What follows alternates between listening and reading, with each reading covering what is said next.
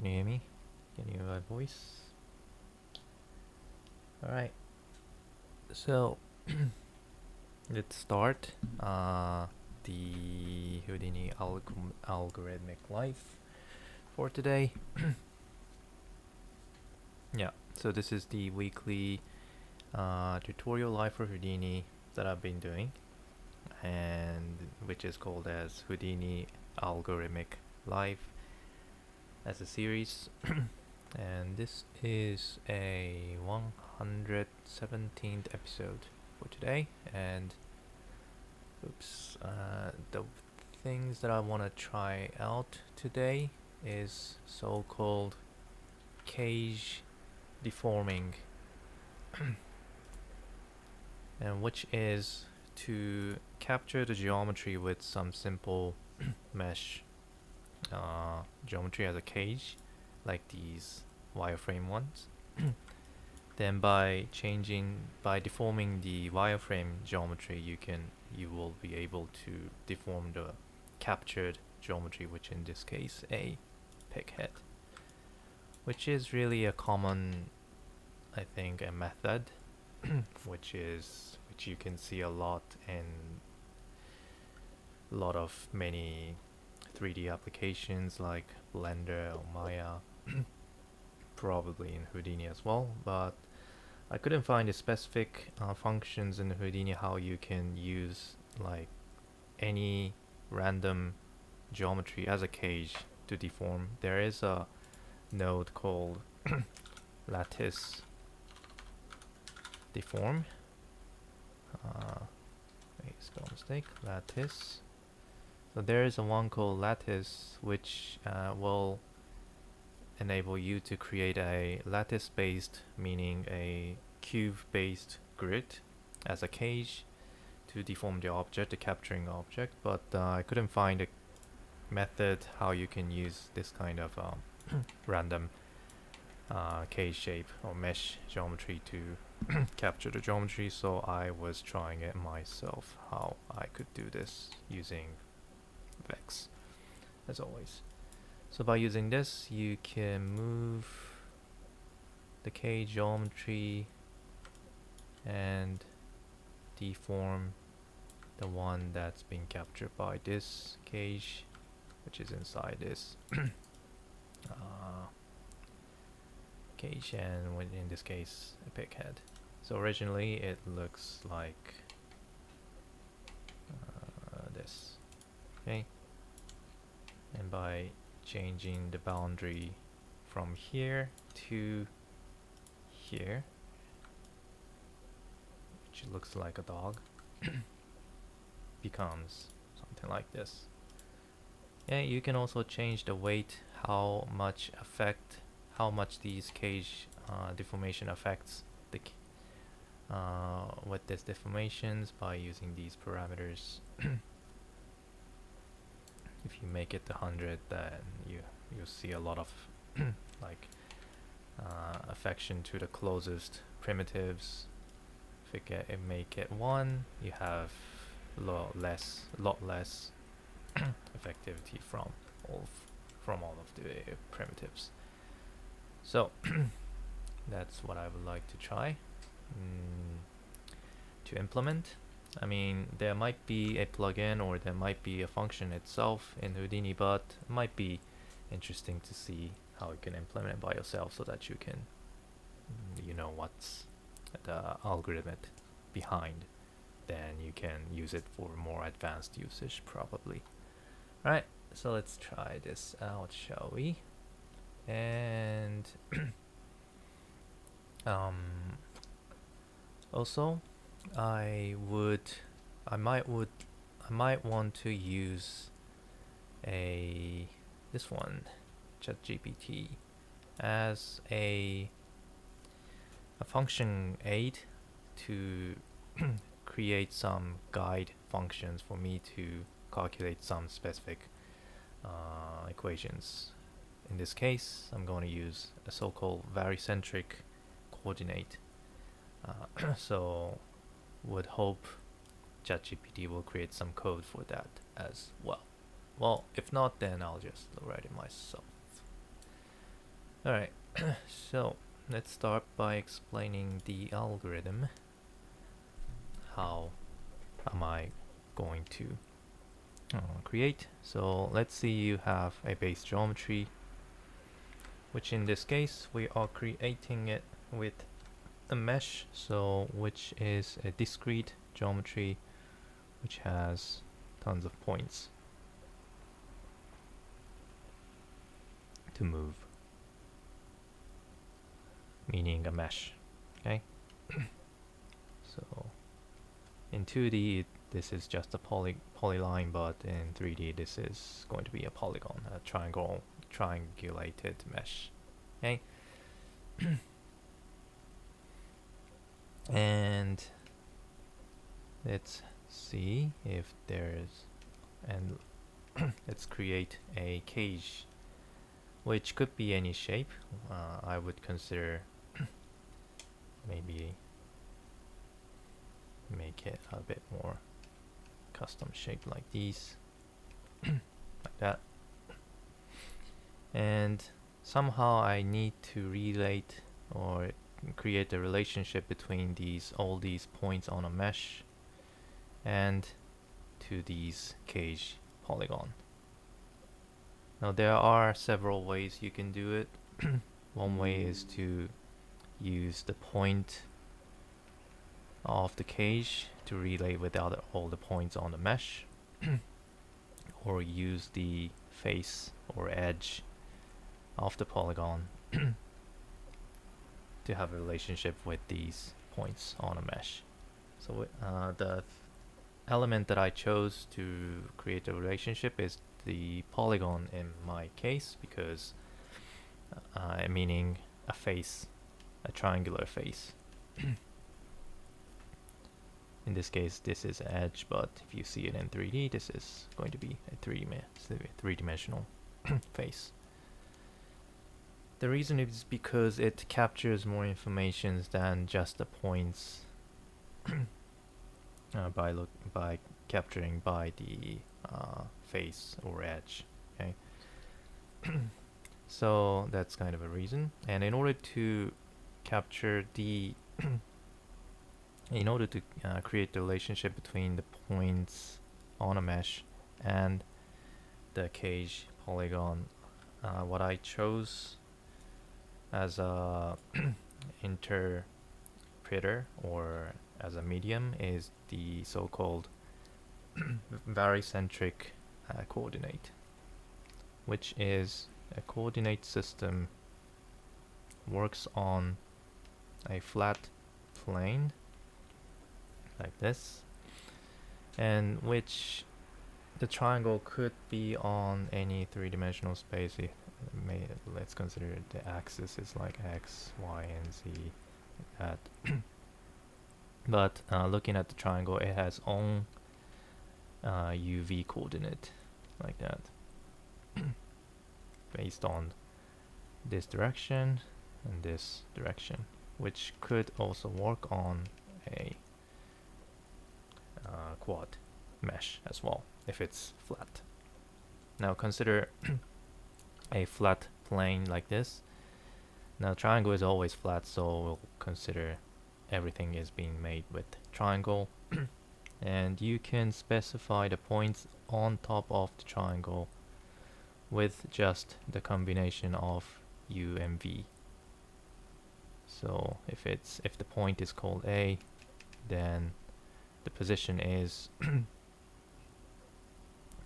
let's say this is P1, P2, and P3, and B is equal to P2 minus P1, U is equal to P3 minus P1, then A can be expressed as P1 plus, starting from this point, U multiplied by some constant value like A plus V multiplied by B.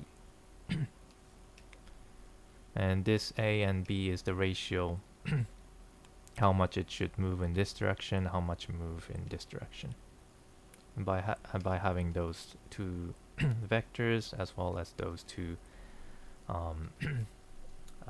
constant values, you'll be able to determine where the point is. Now that's about the that's the barycentric coordinate, considering it's on 2D plane and 2D axis, and which could also work on three-dimensional geometry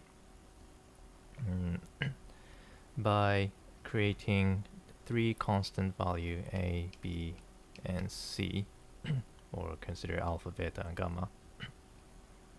And you can also express the coordinate system in 3D. I mean, using pretty much the same things, but the C is 1 minus A minus B. Okay, so just changing the equation. Just changing the equation. You always need at least two parameters, AB or BC or A or C, in order to get the point position.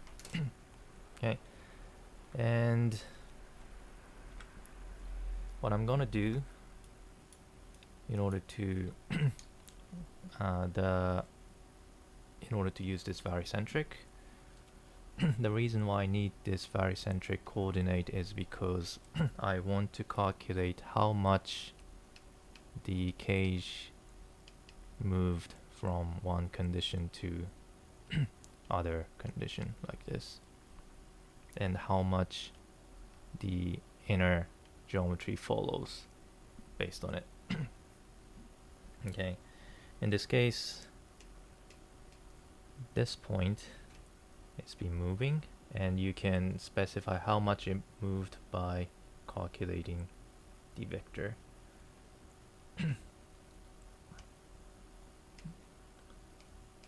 The difference of the vector, like that. So this is how much it moved on this point. Okay, and all the other point is not really moving in this thing, in this case. And what I need to know is that how much of each point on this mesh is affected by this moving points or moving vector.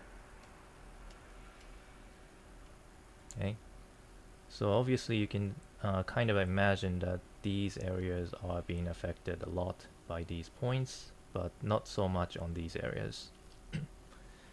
So meaning you need to find a way how you can relate these areas to these points and these areas to these points, and what will be the difference between these areas and these areas.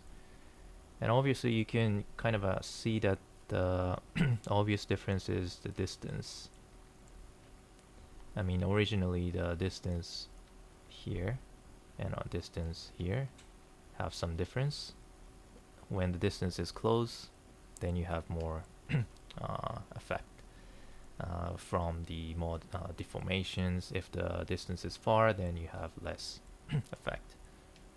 So meaning you need to use, kind of could imagine that you need to use a distance as a weight, how much it moves, how much the point moves along with these deformed caged point.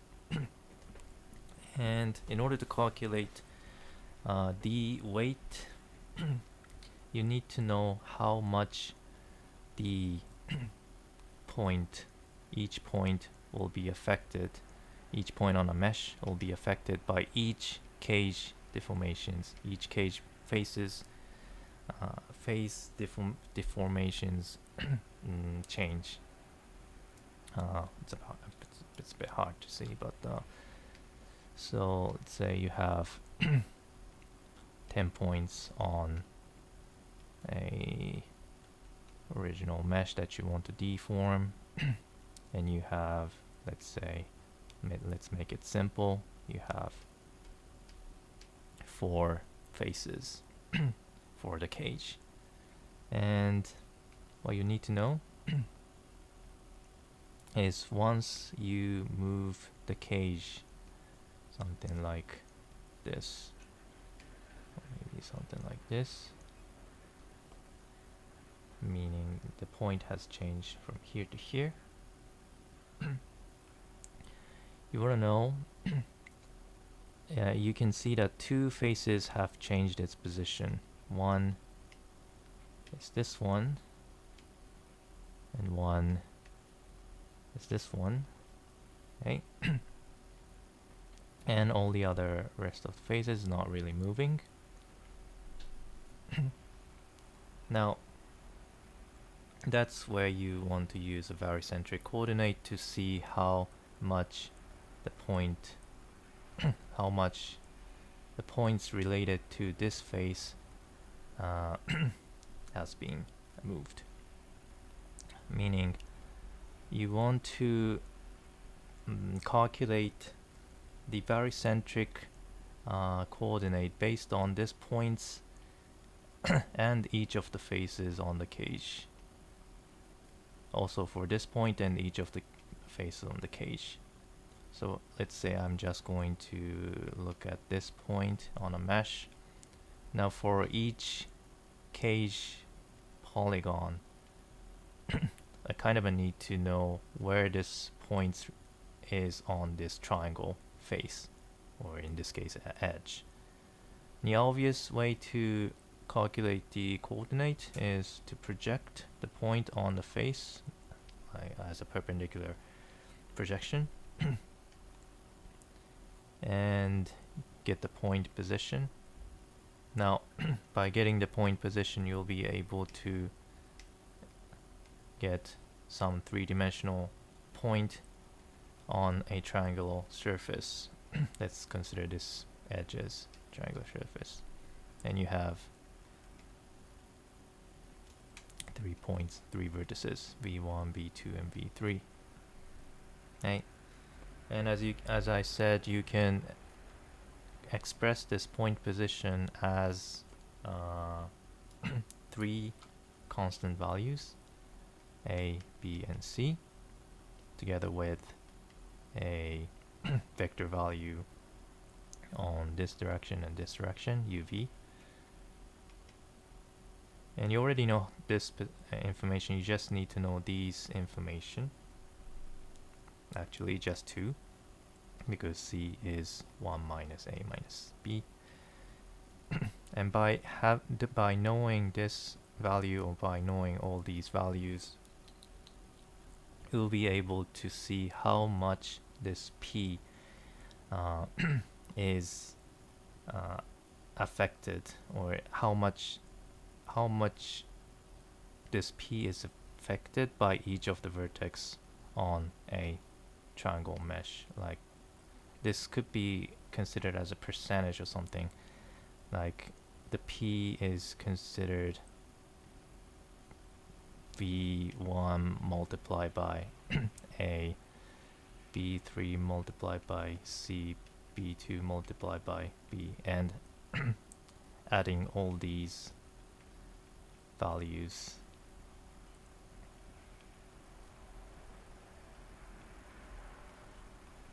Now the point position kind of could actually be expressed like this, having all these constant value and the point position on a triangle mesh, and which, as you can see, can be considered as a weight for this triangle to express the point position.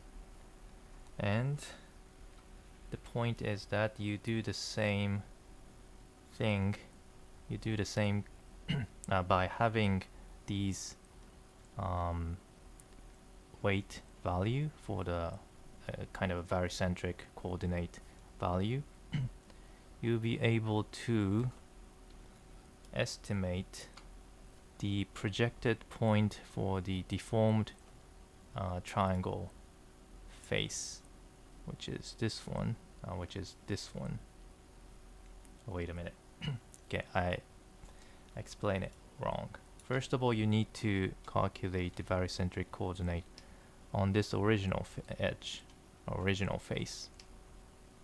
So this arrow is wrong, but you first need to calculate the barycentric coordinate on the original face before doing the deformation. Then getting these barycentric coordinate, you'll be able to use that to estimate the deformed point position. If the pre-deformed position is somewhere around here, projected from this point, then by using all these values you can estimate where the point will move to when the cage has been deformed by using those expressions. In this case, the deformed triangle has B1 quote, B2 quote, B3 quote, B2 quote, and by using the same equations like these, B1 quote A multiplied by B2 quote B plus B3 quote C, you kind of be able to get a corresponding point position on a triangle.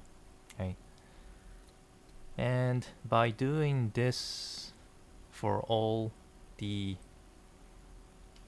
cage faces, okay, deformed cage faces for each point, you'll be able to get how much the projected point has been moved by the cage deformation. And in this case, okay, as always my sketch is so ugly, but this projected point has been moved to this point, and you know these how much it moved by calculating the vector, the subtraction between this point and this point, getting the vector, the moving vector like this. And you do the same for all. In this case, if you project to this face, then this face might move to this point. If you project it to this face, this cage is not moving, so the movement is 0, this point as well. So you have like several moving vectors, several unmoving vectors, and having all these vector values, you can now add them all together to create a new vector value, which in this case, let's say this is D1, this is D2, D3, and D4. D1, D2, D4.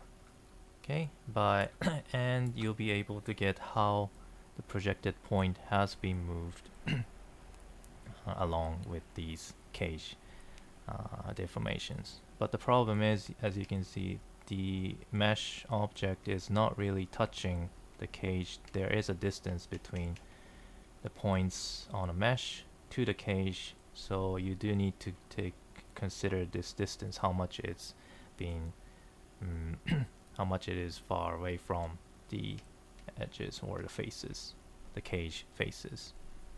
So you do need to have some kind of a weight value multiplied with each distance. And that weight value is different than the barycentric coordinate, but this is a simple value coming from the distance. So you need to kind of change or remap the distance into some weight value, and the weight value has to be normalized, meaning if you add all these values together, it has to be equal to 1. So something like that.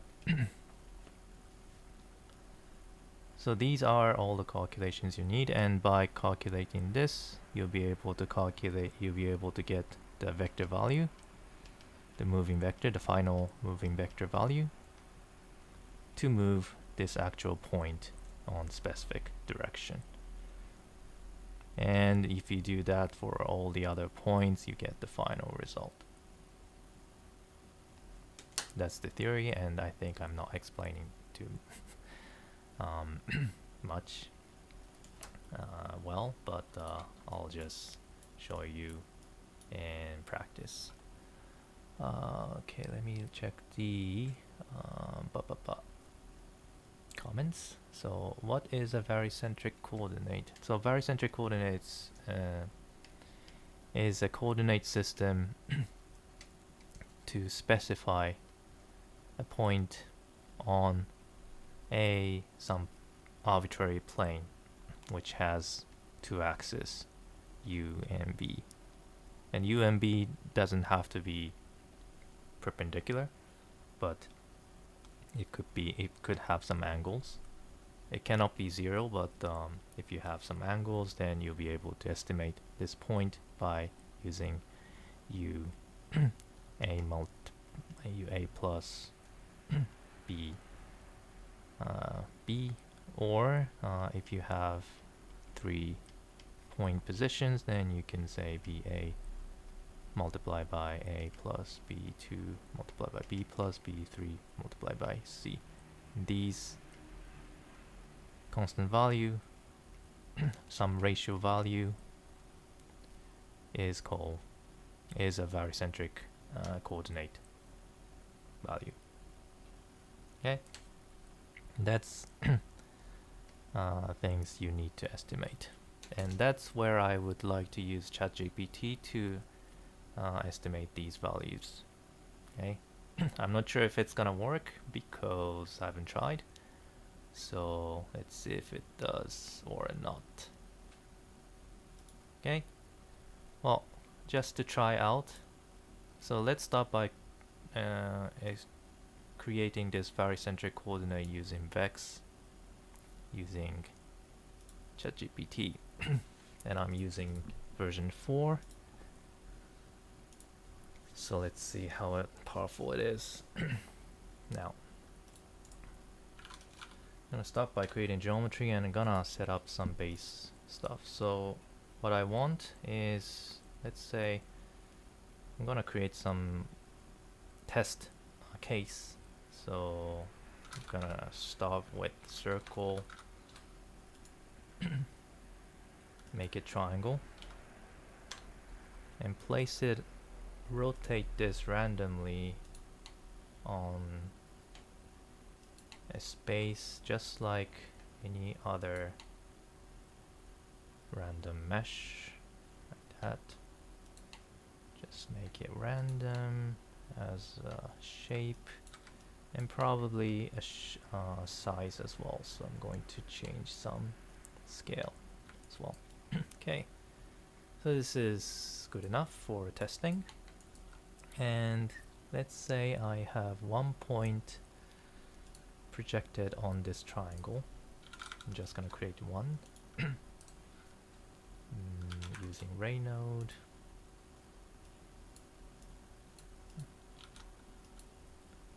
Make 1 point and move it anywhere you want.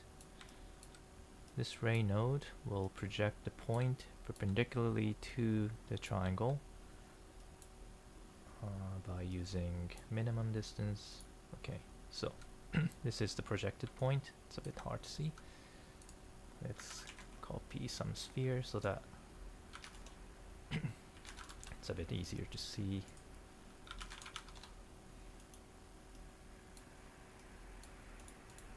Okay, too big. Alright. Okay, and let's show them all together. Alright, like this. Let's color this red.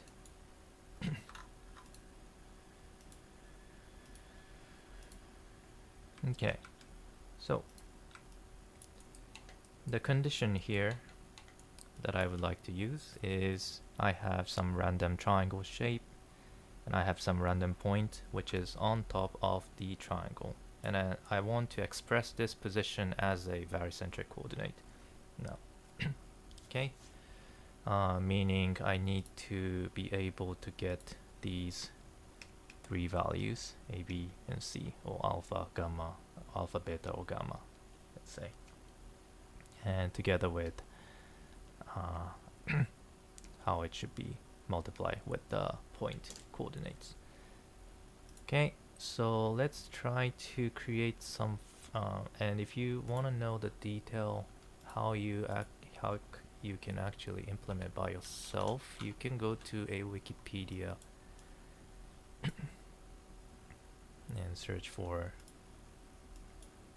barycentric coordinate.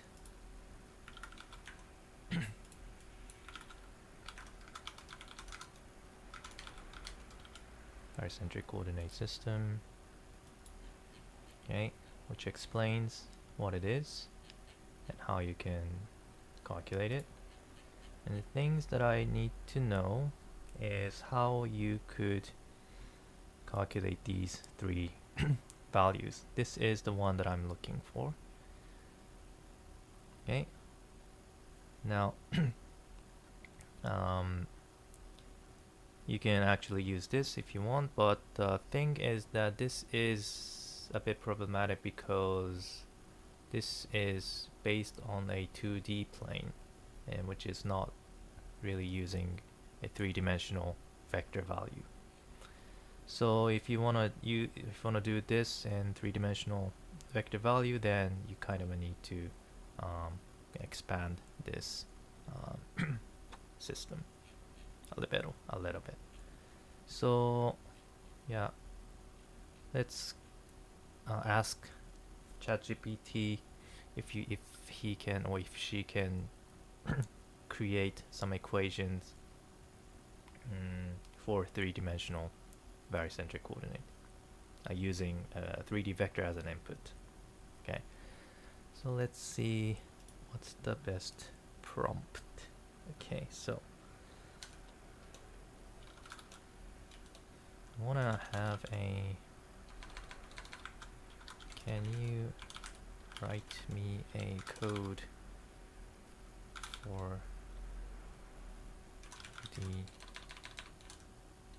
Houdini specs scripting language in order to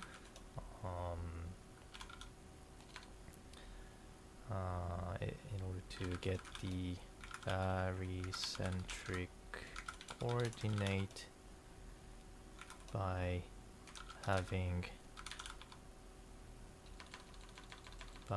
using 3D triangle mesh vertices and a point position on top of the triangle.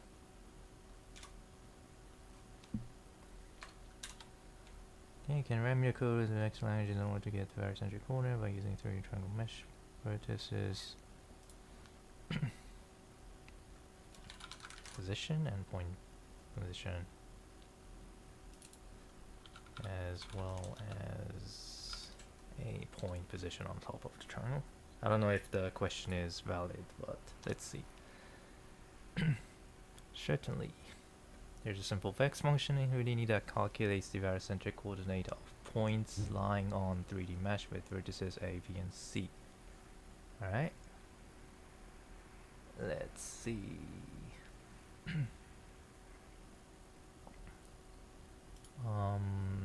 Okay, let's check the comment. I have two questions. One, is the result different than using point deform?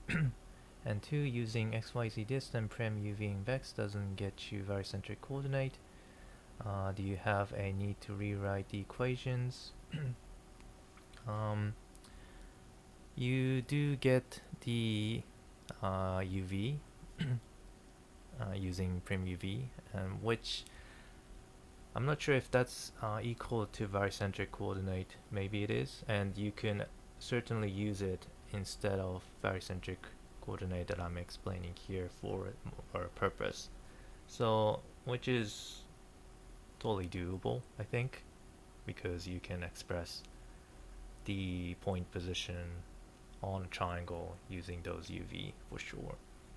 But I am not sure if that is called barycentric coordinate. I think it's a bit different because the UV which get from the triangle is not based on the two vectors from the triangles, I think. So that's kind of reason. But I am not sure if I'm saying correct. And is the result different from using point deform? Well, I have also tried using point deform, and seems the result is a bit different. Using barycentric coordinate, a mesh-based or face-based deform is more following the original cage than the point. Probably is because it's considered a connection between the points. So that's kind of a reason why I'm using a face-based one. Okay, so I got the answers. Let's see. So get barycentric coordinates. You have ABC as probably the point position for the triangle and the point on the triangle mesh. So you're calculating three vectors here. You're calculating a dot product for each vector combinations, probably calculating the length difference or how and it's calculating the barycentric here. It says the norm. Seems like looks like a 2D determinant, and we're not calculating V, W, and U. So this probably is the value that I am looking for, which is the barycentric coordinate value. V, W, U. Okay. And define the triangle vertices. Okay. So what I also want to know is how you can reuse these V, W, and U in order to estimate the point position P from the triangle.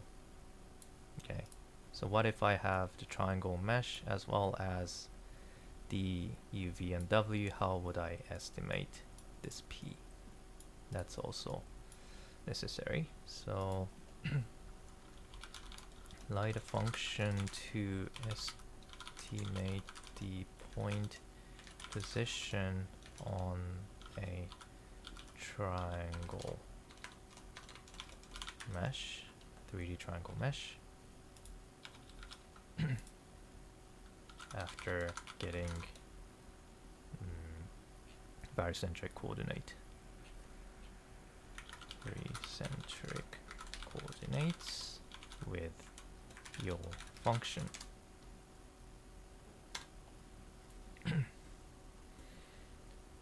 Sure, you can use the barycentric coordinate input. Place the point position on 3D triangle mesh. Here's Vex functions that takes the triangle vertices ABC and barycentric coordinates UVW as input and returns the estimated point position. Okay, so you have ABC as an input, which is the triangle mesh vertex, and the vary coordinates is coming from this output, I think. Then, as I said, you are multiplying each UV and W together with a point position of the triangle mesh. Okay, I'm not sure if this is correct, but let's see. Okay, well, I gotta try. So I'm going to first copy this one, see if this is gonna give me any errors. Let's see. This function can be used for I don't know. I'm just gonna try with the detail wrangle for now. Attribute wrangle. Make it detail. Okay. Or maybe point. Yeah, point. And I'm going to connect this to a projected point on a triangle, which is this red dot. And I already have some errors here. Okay, so obviously you need to use semicolon for the input. Probably ChatGPT doesn't know about Vex much. Okay, now I don't have any errors. Let's see if I can calculate this barycentric coordinates. Okay, so you need three informations, which is the position of the triangle mesh, triangle points. So the triangle is this one. So let's connect this to a second input. Get that 3-point position by accessing to a points from a primitive.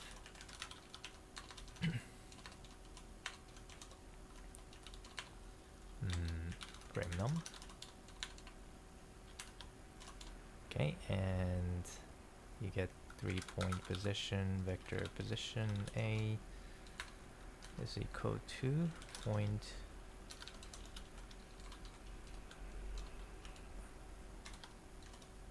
PTS 0.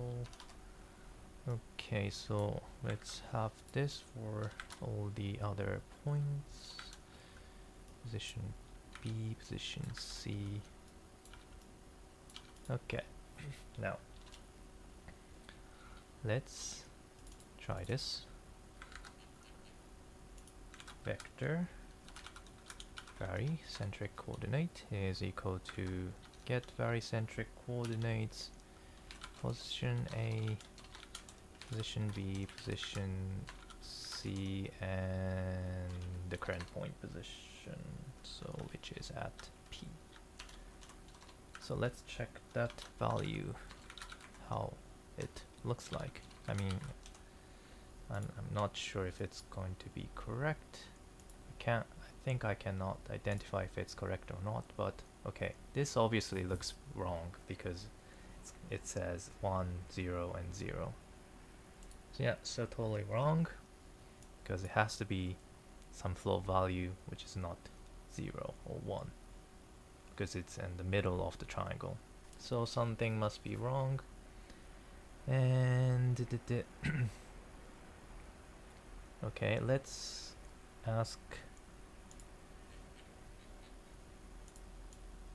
ChatGPT that it was wrong. And let's consider why it was wrong, because first of all, denom. Okay, so this is the vectors on top of a triangles, right? So these are going to be the length-based value. Okay, and somehow these values are getting 0, 1. Okay, why am I multiplying this 2 times? Okay, let's just ask.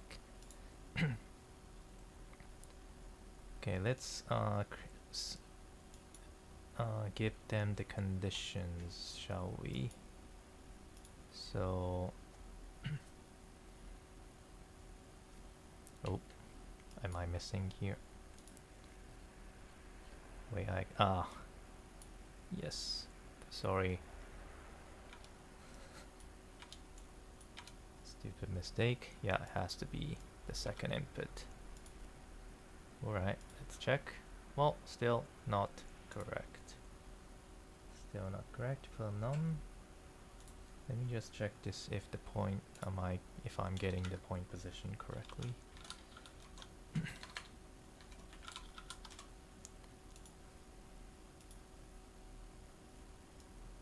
Yep, seems I'm getting it. B.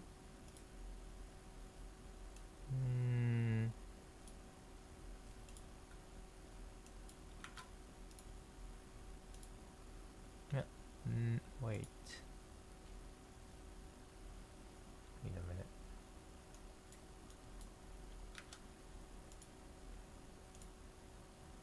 getting the same value here. Huh. Let me check the point numbers.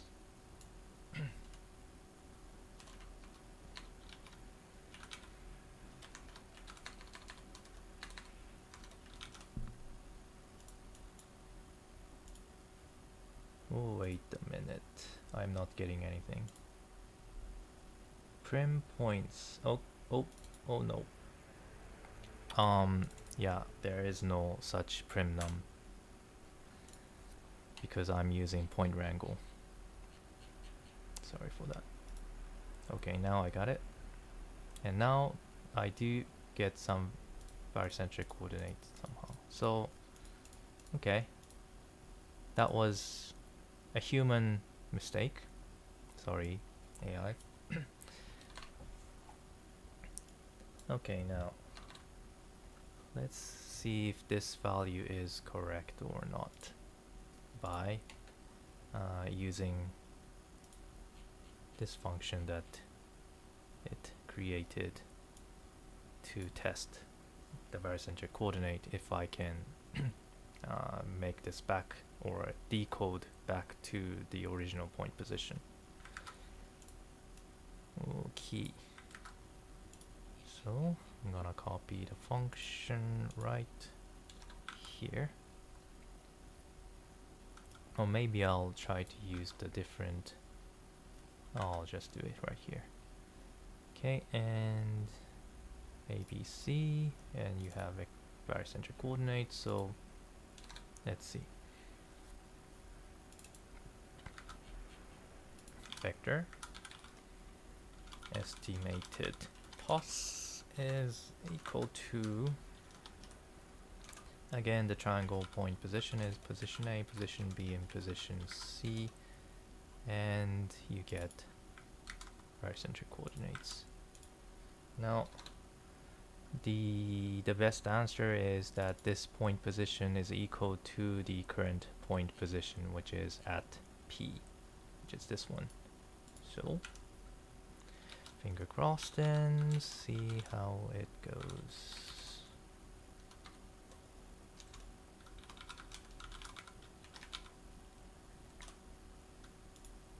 Nope.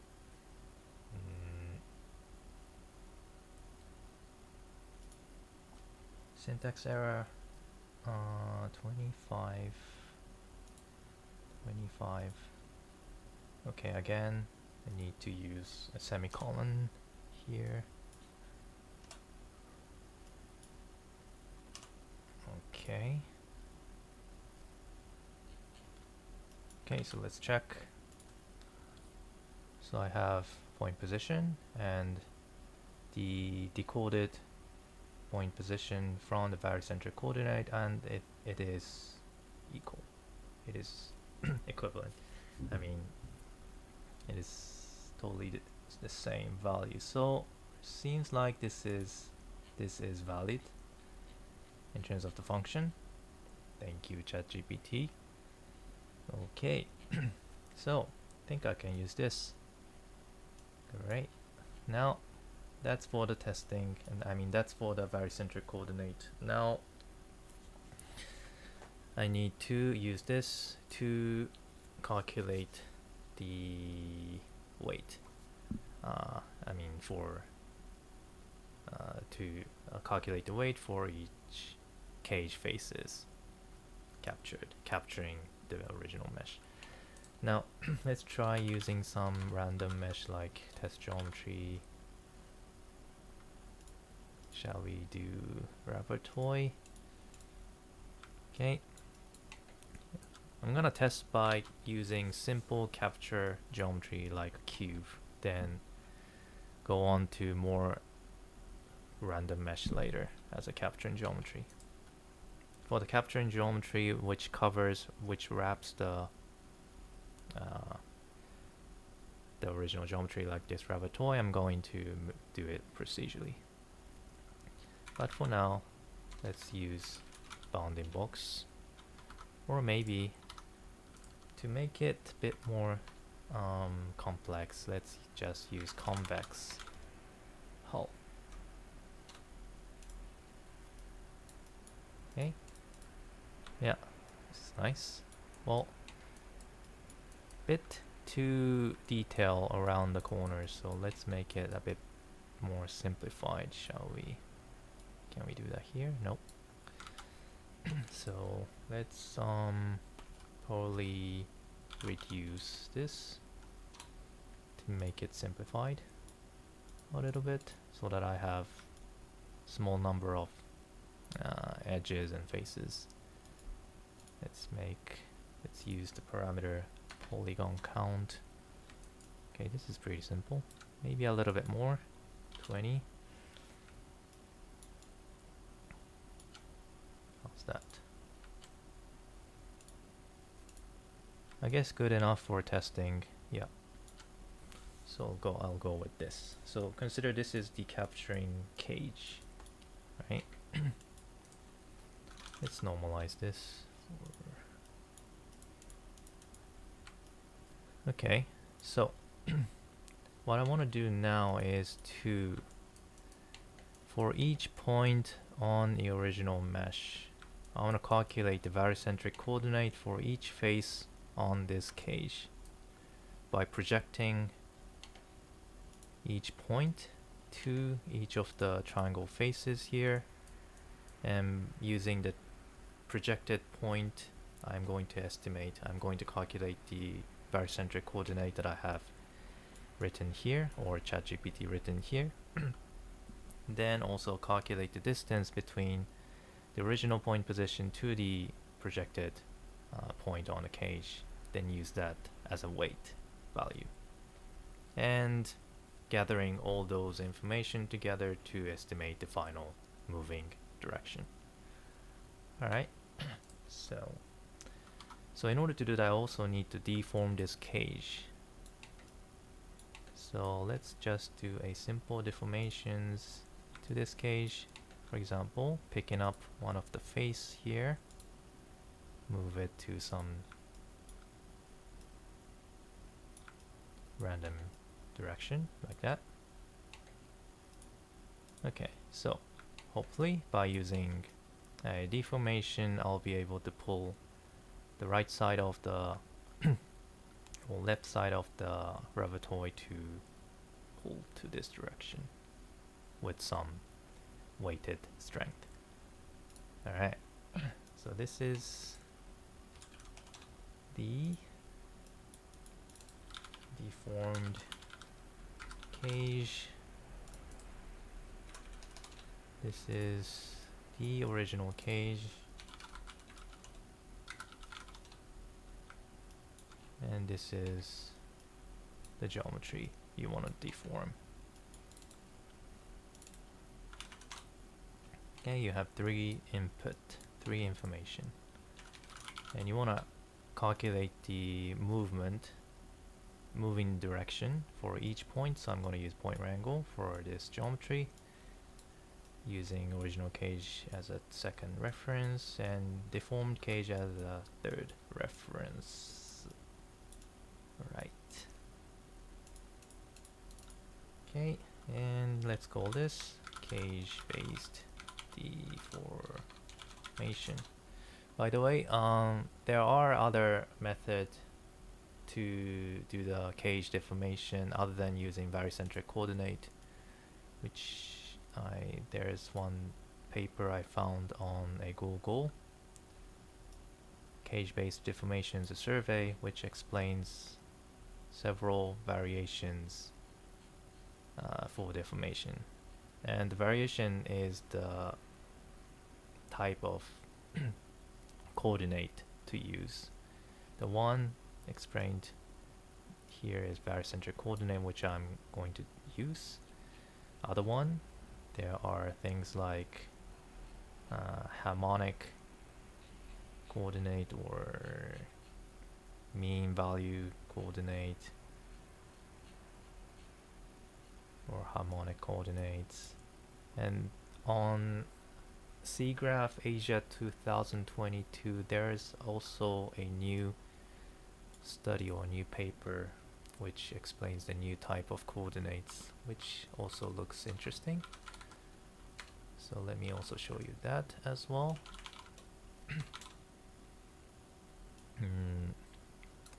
If you go to this page by KSN1 and not this page, I guess, because this is for SIGGRAPH Asia 2022, but the one that I'm talking about is Asia one. Yeah, this one. And if you search for cage, okay, here it is, cage coordinates for tri-quad cages in 3D. So this seems like another coordinate which provides a better result in terms of the deformation, so maybe interesting to look at after implementing this. But for now, let's just do the old way, the classical way. Alright, so where was I? So for each point I want to calculate the barycentric coordinates. So let's copy paste the function that's been made by the ChatGPT. Okay, I'm probably gonna copy all these. Okay. Now, let's see. So, and I want to do this for each faces from the second input. So, I need to use the for loop, I think. So for int and primitives second input.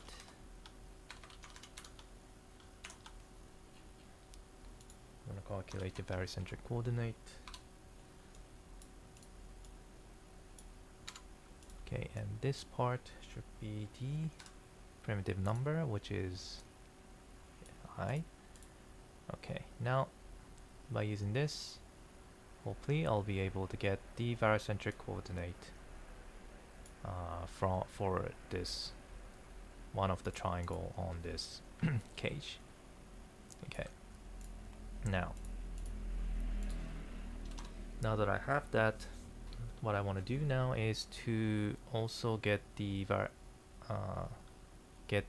estimated point position for this deformed cage using the same barycentric coordinate. So for example, this triangle, this small triangle, this narrow triangle has been deformed to something like this, okay? But the point coordinate on the triangle, for example, if it's on the center of this triangle, then the deformed point for this triangle should also be on the center. Okay, meaning it is always a ratio between these three edge lengths. You can estimate the point position by the ratio of three coordinates or three edges. And that's what it's doing here, I think. Yeah, just multiplying coordinate multiplied by point position and just adding it all together, be able to get point position on a triangle. Simple as that. So let's get that information using this estimate point position function. And you need to get the new triangle position from the third input, so let's get that.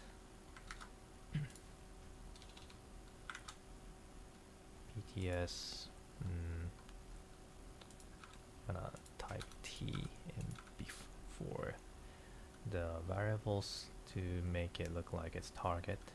It's third input. Right. The point number, yeah, I need to change this as well. Okay.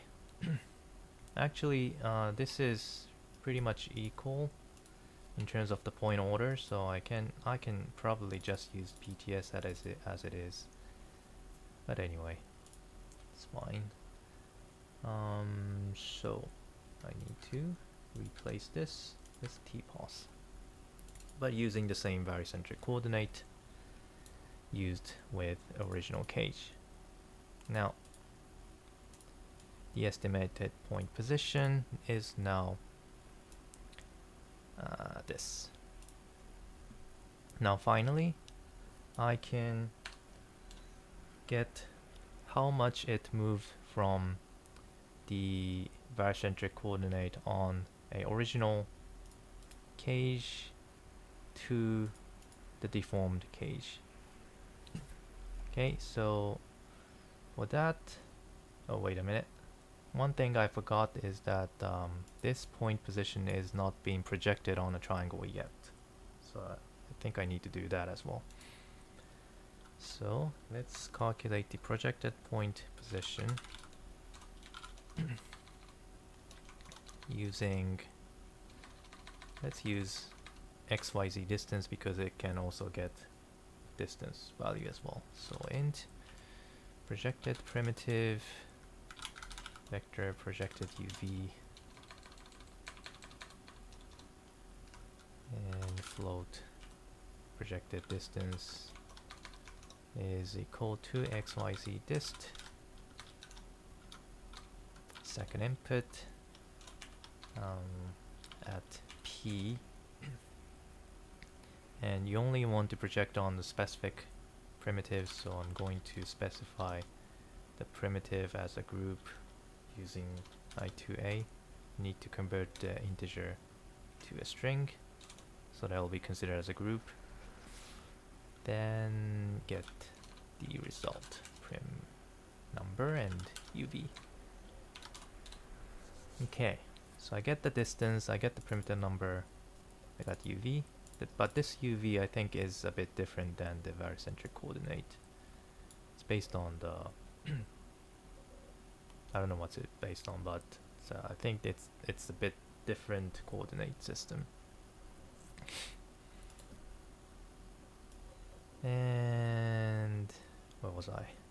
So I need to replace this with a projected point position, which I don't have it yet. So projected point position is prim uv 1 p prim puv. All right. There you go. So that's that. Now you'll be able to get the estimated point position. Now this is the projected point position on the original cage. This is the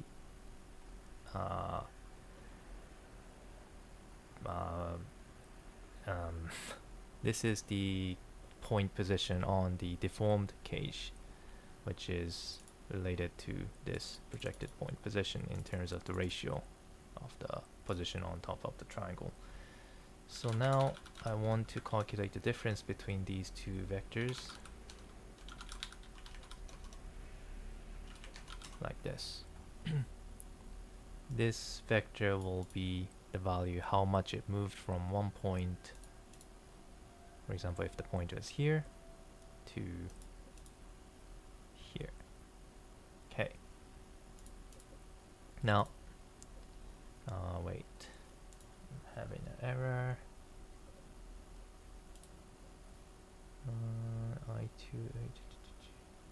Let me check. No matching function for float xyz distance. The candidates are float distance string. Wait. Okay. Wait. Is it? Let me check again. So the first one is integer. I think that's fine. This is the simple one. This is the what is there? Isn't there any? Okay, it's a bit hard to see with this one, so let's see if ChatGPT can figure out what I did wrong with this one. If not, I'll just go to a vex function page.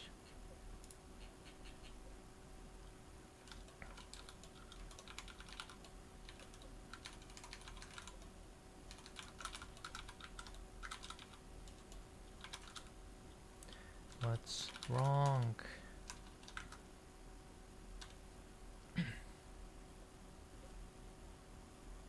The issue is with the I2A function, which is not a valid vex function. Really? In vex, you don't need to convert integer to string in order to access point attributes. Instead, you can directly use the integer value as point number.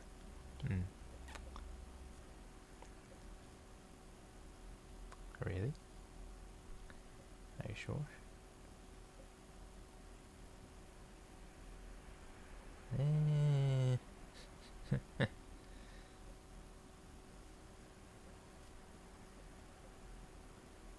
Is this really correct?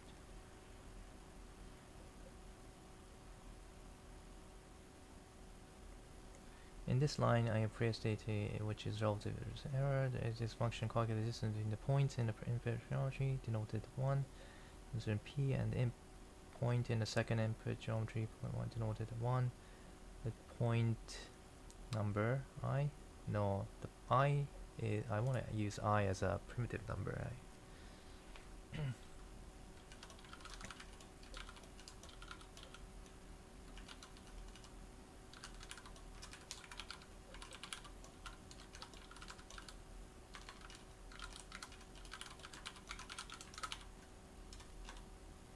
Okay, meanwhile, I need to go to the vex function page.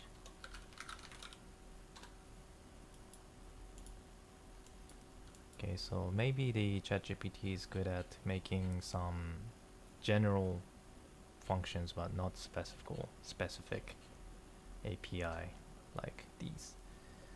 XYZ dist.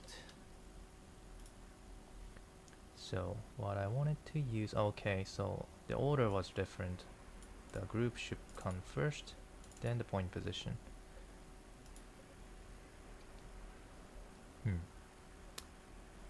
Maybe the way I asked was not good. Anyway, it doesn't look correct. Okay, well, that's one try. Okay, so what I just needed to do is to replace this input like that. Alright, should do the job. So I got the distance, got position, and got the movement. Let's see. And right now, there are no distance being used. So I kind of need to use this somehow to weight this function. Okay, so I want to do that, but before doing that, since I'm using a for loop, I want to gather all these directions as an array, so to use it later. So vector, I'm gonna create a vector array called diffs.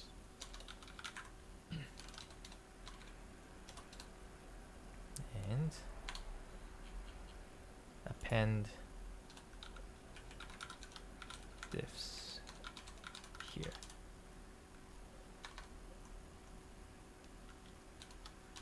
Like that. Okay, so let's see how I can calculate the weight based on the distance. Okay, this gotta come here. So let's check how I could calculate the weight based on the distance. So for example, for these point, probably it's gonna be projected, the nearest face is this one's projected like here, and it also project to really far triangles like these ones as well, so probably projected like that with a really far distance. Okay, and probably in order to normalize the distance to see what's the maximum limit for the distance value to remap into something different value, I need to know what's the largest distance from one point to the face for each point. So for each point, I kind of need to calculate the distance to each of the cage faces and calculate the maximum distance. And I want to use that maximum distance to calculate the actual normalized weight value based on the distance. So to do that, kind of a need to have another function here. So that is going to be a simple function. So let's see if ChatGPT could help me figuring out the function for that. Okay, the thing is, it's harder. It's harder to come up with the prompt than writing a code if you know how to code well. So let's see. Using point wrangle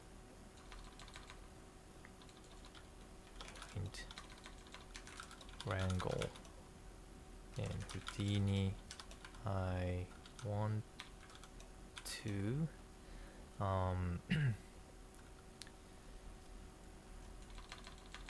using Houdini and connecting some mesh object on a first input and cage mesh geometry on second input. I want to be able to get the maximum projected maximum distance for projected I want to be able to get the maximum distance for projected point for each point on a first input. Well, my English skill is killing me.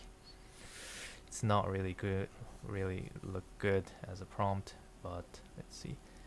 I want to get the maximum distance to the faces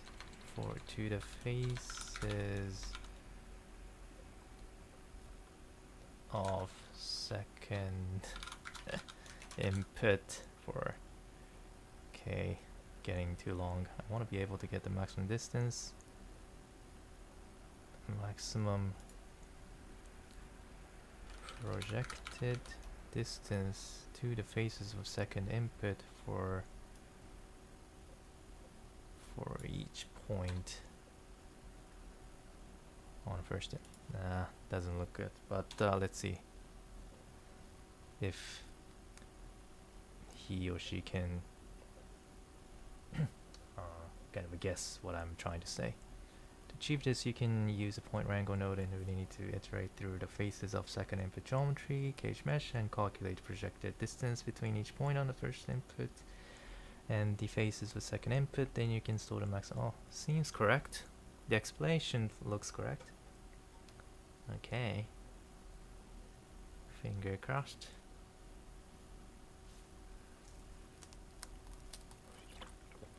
By the way, there is a cap for the ChatGPT version 4. I think I can only ask 25 times per 4 hours in this timing. So hopefully I don't hit the cap here. Well, probably not. Okay, so the maximum distance for each primitive on the second input, calculating the projected point position. Okay, why am I using this one here? That doesn't look correct. And what is this I here? This doesn't look really correct to me, does it? No. Well, because this, if you use the UV like this, this seems like a centroid of the triangle. It's not a projected point, isn't it? Oh well. Okay, well this part is okay, I think. So only this part doesn't look correct. So this code initializes the maximum resistance to a large negative value, which is fine. Iterate through the primitives, phases the second input shown in order to calculate projected distance between this. Let me just ask. The following line doesn't seem to provide projected point position.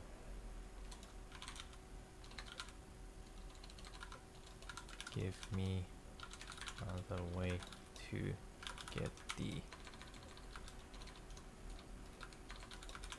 projected point position.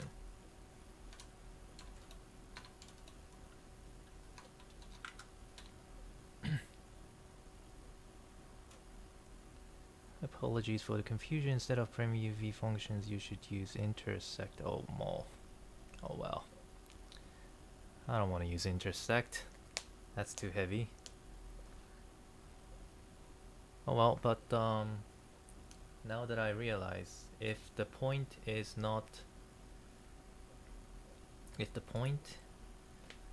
a bit out of the face, like for example, if the point is somewhere around here, then the projected point for this triangle is somewhere around here, which is not possible to get using a function like xyz distance or minimum positions. You always get the point position always on top of the triangle, so somewhere around here on the edge, which is fine because you can still use that information as a barycentric coordinate. So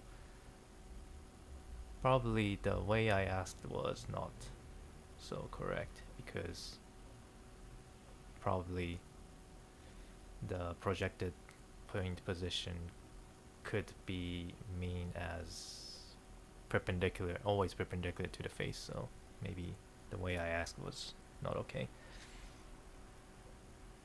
Stop. Okay, sorry. What I meant by projected point position is actually a minimum distance position.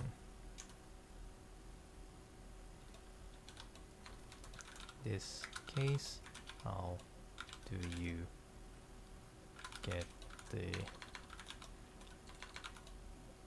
projected position? Apologies for misunderstanding. If you want to find a position on a cage mesh with the minimum distance to each point. Alright, so XYZ distance. Yeah. I think the way I asked was wrong.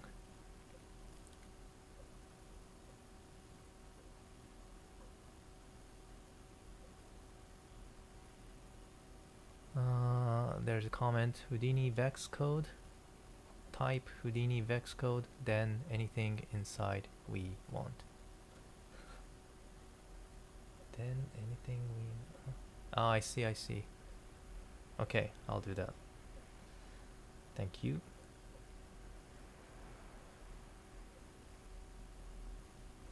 Random questions. Do you have any plan to translate your early works into English? If I have time, yes. Okay, so minimum distance.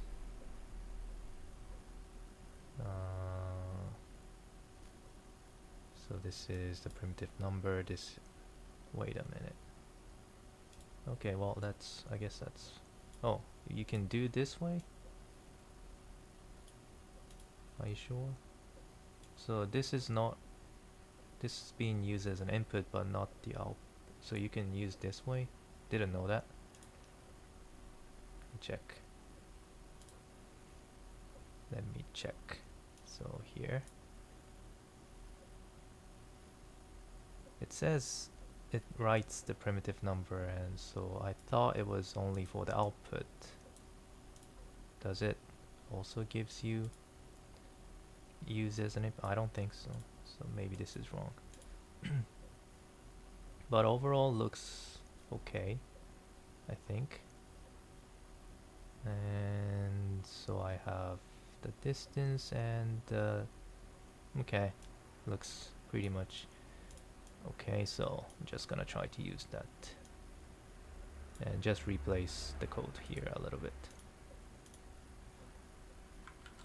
But let me check if this is work, if just works out of the box or not. Okay, so I want to know the minimum distance, I mean the maximum distance actually. Why does it say minimum distance? Okay, now the question's being kind of mixed up with the minimum. Alright, well, I'll just say max dist, and it should be negative value, starting from negative value, and that this is also has to be maximum distance position. So this has to be written like this, I think. At P, and output primitive, yeah, it's same as I, so I guess I can just use this, and temporal position, and there. If the temporal position is more than maximum distance, then the maximum distance is temp dist, and the maximum distance position is temporal position. Okay, so the order was a bit different because I guess it kind of mistook my question, because I asked the minimum distance, but actually I wanted to get the maximum of all the minimum distance. So yeah, which is a bit confusing. So yeah, so the problem is my English. Problem is my language skill, natural language skill. Right, I know that. Maximum distance. Alright, so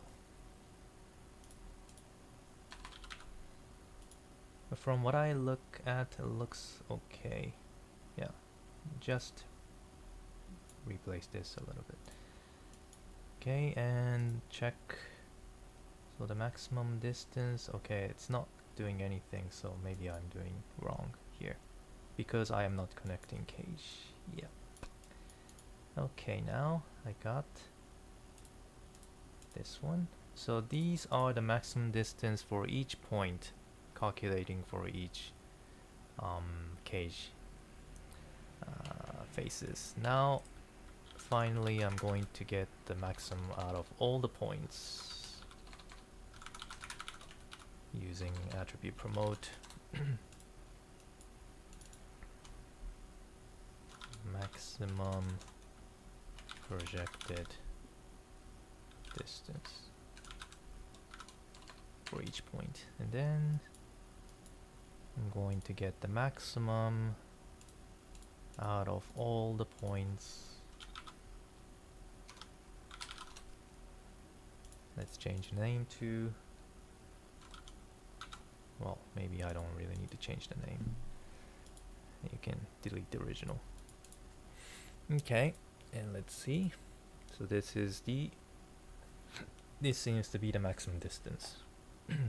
Probably like from this point to the cage somewhere around here, or from this point to cage somewhere around here, which, looking at the grid, the value around 2 looks correct, because this is 1, this is 2, so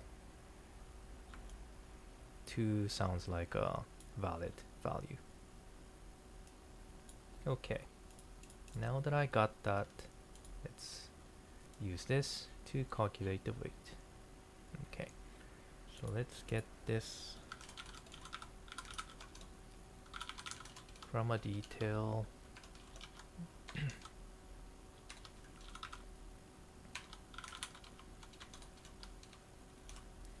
Let me just check if the attribute name is correct.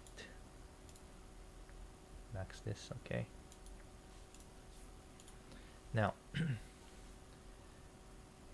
now I have the maximum distance and also the actual distance from one point to the cage.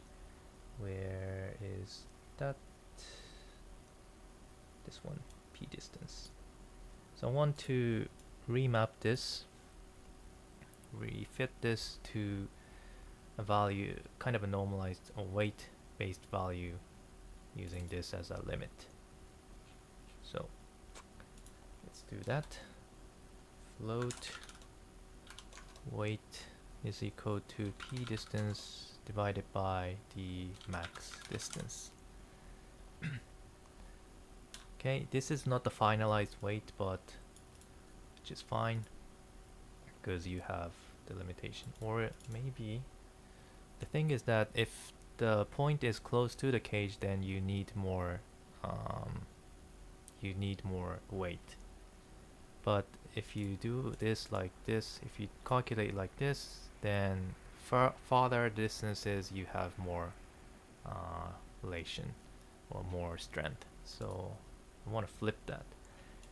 So maybe I can use fit function, and the P distance is 0 from maximum distance, and if it's close to 0 I want to have higher value, and if it's too far away, like till maximum distance, you want to use 0. Okay. Now this distance value is right now just a linear value, but probably in order to control how much the distance is being affected at the weight, I also might want to use a power function to for the weight based on the distance. I mean, maybe starting from 1, and maybe let's make it parameterized to see how it affects. Right. So starting from 1 is just a linear distance. Okay. So from 1 to 100. Alright. Now, now that I have this W, and now that I have calculated some weight based on the distance, what I need to do next is to normalize the value. Normalize meaning for each point you have several triangle to projecting for projection. Let's say you have 4 projections for each point, and for each triangle you have different weight. Okay, and what's normalized mean in terms of weight is that when you add all these weight, it always have to be equal to 1. Okay, so in order to make it like this, you need to if the previous value is something 1 quote, which is when the quote w sum is not equal to 1, then in those cases, in order to convert the w to these, what you need to do is to multiply it by the w1 plus, w2, w3, w4. Okay, so by doing this, you'll be able to convert this value into this value, and when you add all these, you get 1. Okay, so that's what you need to do, and let's just do that. Okay, so I don't think I'm gonna ask that for ChatGPT because that's too simple process. So in order to do that, I need to have a total weight value, meaning I need to have this value here, adding all these weight together, which in this case, this W here. So let's have that total weight starting from 0.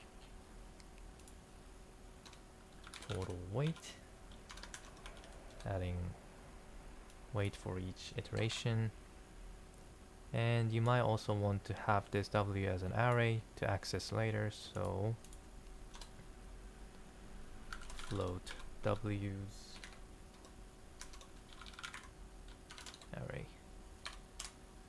Okay, append it in W's. Alright, so I have two arrays. One is the moving vectors, one is the weight based on the distances, and one is the total weight in order to normalize this weight later. So now that I got all these informations, I'm going to create another loop. That is because I need to normalize the weight for each weight. The final weight is accessing the array item coming from here and then divided by the total weight. Just like I'm doing right here. Alright. And now I can, the weight has been normalized. I can now get the final movement direction by accessing to the differences, which was the moving difference on top of the triangle face multiplied by the distance-based weight. Alright, so this will be the final value for each triangle faces, and now I want to add all these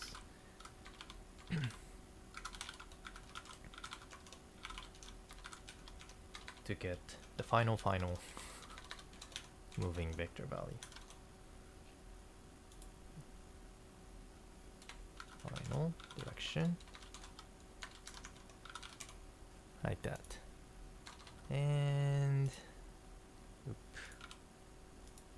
okay, now it's time to update the point position with this final direction. Okay, so something happened a little bit. Let's check this deformation together with some together with this cage geometry here. I'm gonna convert this into a line and merge it together with the final.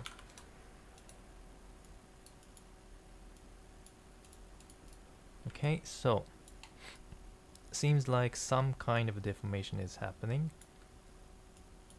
with the power equal to 1. And if I change this value to more than 1, you start to see more deformations, more affections based on the distance. So closer the distance, you have more pulling force. If you have more powers, if you have less power, then you have less pulling power based on the distance. Every triangle is taking account in this case. But if you make it really high, then only the closest face distance is going to be used for the deformation. Alright, so it seems like it's working. Yeah. So let's change this one a little bit.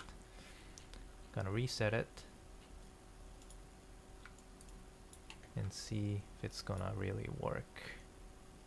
First I'm going to try to pick some point,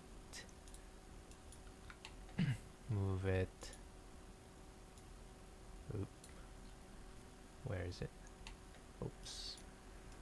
Gotta do it like that. Okay. And yeah, seems like it's working.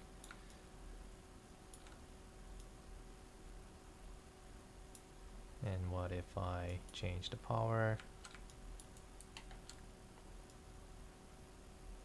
Just changes how much it affected by the distance to the each faces. Okay, interesting, right? If you have less power, you're going to take into account a lot of triangles for each point. So sometimes it might be good if you want to have more smoother result. If you want to take an account of the really pinpointed deformations, you might want to increase this power a little bit. Alright, so I guess this is working. So this is a barycentric based cage deformation. Simple as that. And one of the trial is to use a ChatGPT to calculate the barycentric, to create the barycentric functions, and it seems it's working. So good to know. The vex function was sometimes wrong, but overall gives a good result. I mean, maybe it's not really good at determining the API. I guess it's because the ChatGPT's database is from 2021. Maybe that's not the only reason, but if I could feed the API documentation as a basic information, maybe this will give you more clear result, but there's no way to do that in this case. So hopefully if we are gonna be able to access the API for ChatGPT 4, then you should be able to feed those documentation by ourselves. Then we'll get more clear answers or correct answers, I guess. Till then, I gotta be satisfied with the general answers from the ChatGPT. Probably I shouldn't trust much for a API based functions or any other external libraries. Maybe if it comes to Python, maybe it has more database, so maybe it gives more correct answers. Maybe, I don't know. Gotta try that as well. But anyway, that's how you could create the barycentric coordinate based cage deformation. Okay, so seems like this is working good enough.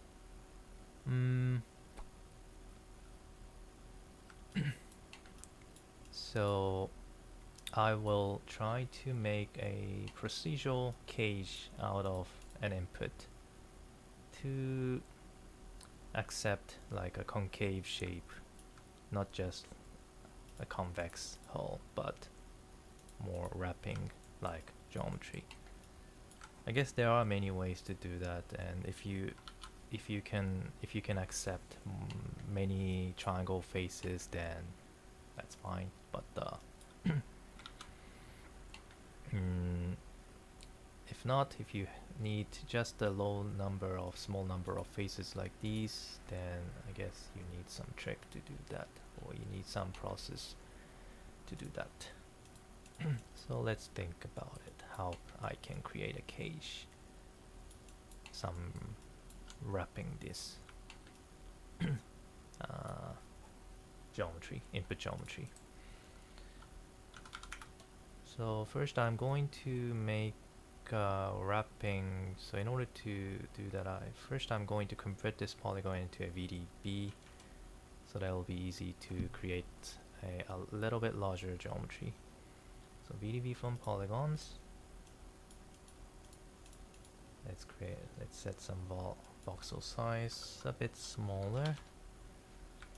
Okay. And I want to inflate this a little bit, so I'm going to use VDB reshape with some offset value. Don't know how much is appropriate for this one. Let's say this is okay. Okay, now next I am going to convert this into a mesh. So VDB mesh convert. Right.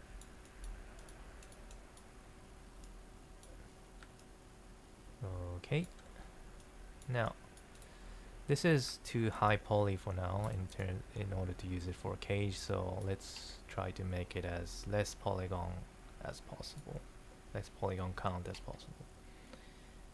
And in order to do that, in this case I'm having a mirrored geometry, so making the cage mirrored also might make sense for this one.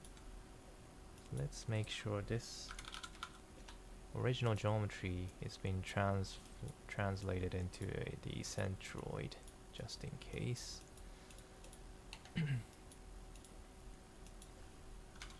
So that I could create a mirrored geometry. If the geometry is not mirrored, then I don't really need to do this step, but just in case. Okay, so for this one, this is a mirrored geometry, so I'm going to create the condition for a mirror. If not, maybe I can switch. Alright, so if it's mirrored, first thing I could do is to use the clip node to clip in half with the specified direction, in this case like this. Okay, cute one. And I'm going to in order to reduce the polygon count, I'm going to use poly reduce. Okay, and let's say I want to specify the number of polygon count.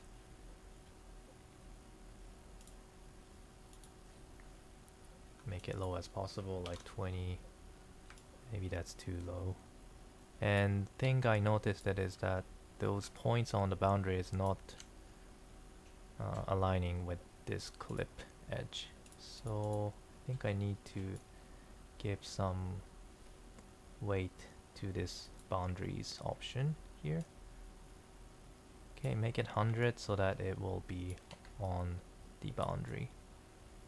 Okay, it looks good. I mean, not bad, not that bad, I guess. So and I also want to make sure that this point is really on the boundary. These points on the edge is on the boundary, so let's make it sure. I'm gonna use a group node for the points, I'm gonna create a group for the include by edges with unshared edges. Select all the border points. Then for those points, I want to make sure that it is on the x coordinate equal to 0. So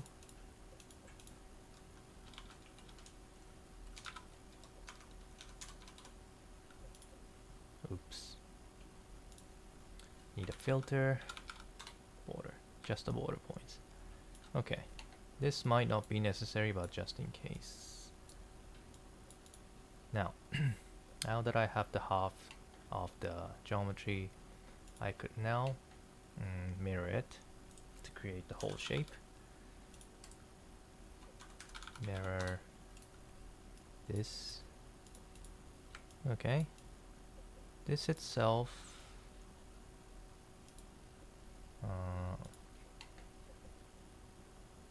looks, wait a minute. Okay, not that bad. Actually, it's really good in terms of the cage. Maybe it's penetrating a little bit, but doesn't really matter. Looks good.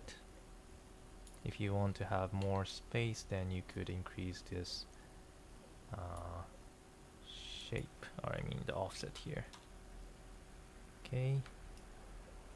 Yeah, looks good, I guess.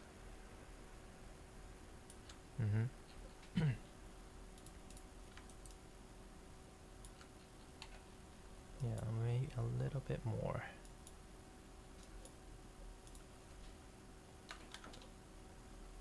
Okay, I have really big head. Oops.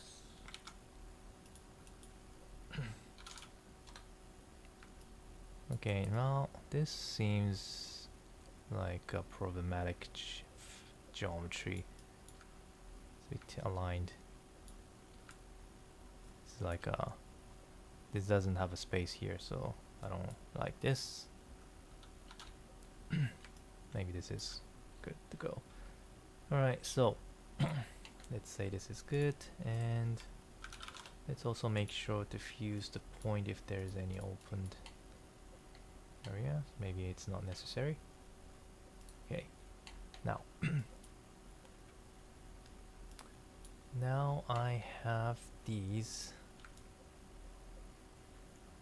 which looks okay, but there is a possibility that sometimes I also would want quads other than triangles if I have more faces. Like if I set the 40,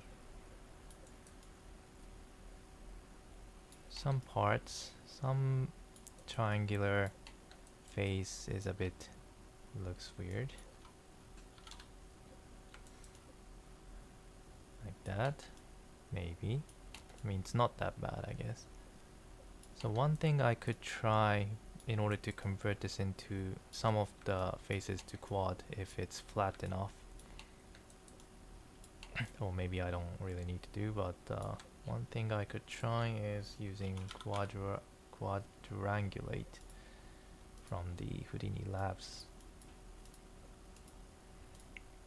And I think I need to set some options here. I need to change this to the longest edge, which doesn't gives me much good result here, so maybe I shouldn't really use this after all.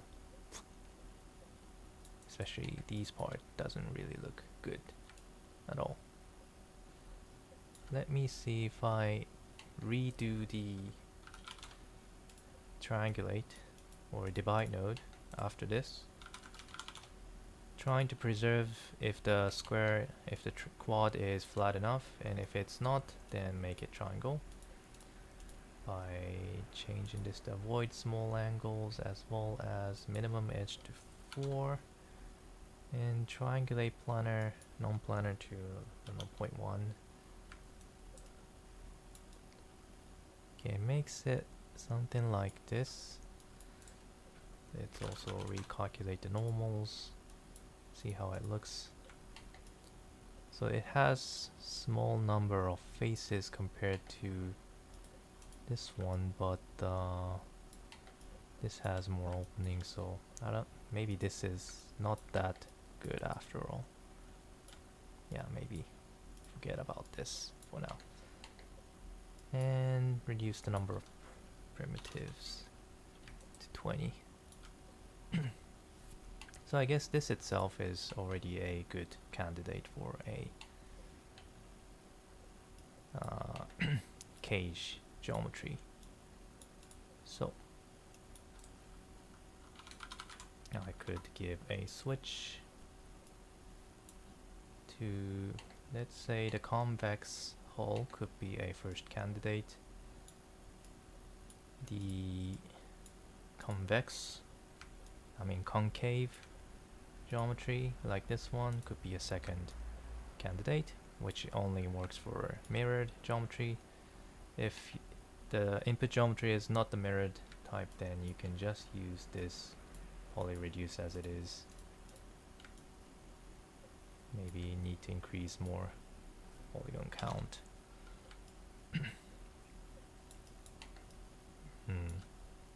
Still doesn't really look good. 60? Maybe. Obviously the mirrored one looks better because since this is a mirrored geometry. But this still covers the shape, so for some usage maybe this is also good. So can connect to this third input and connect it here. Alright. Now problem with this edit is that it has to be changed whenever I change the input. So if I'm using the second one, the concave one, then I need to reset this edit and to deform. Or maybe I can just use some code to edit this point position as well, but it's just a test. So I could select one of the point like I did for the convex hull, and still works. Alright.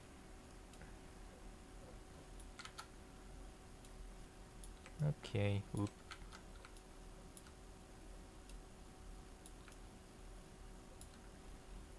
And changing the power. Okay.